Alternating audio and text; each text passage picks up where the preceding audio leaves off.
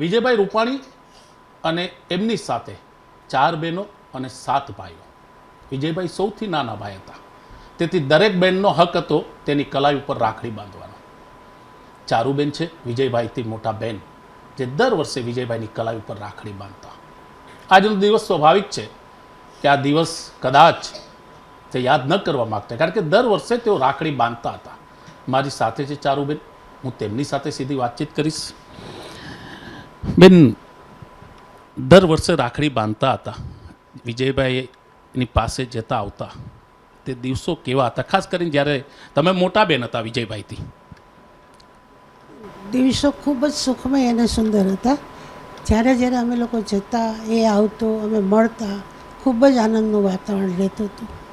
પણ હવે એ બધું અમારા માટે ખાલી યાદ જ રહી ગઈ છે. તો કઈ વાતચીત થતી? મતલબ આપણે જે આની પહેલાના વર્ષે રાખડી બાંધી હતી, શું કહેશો?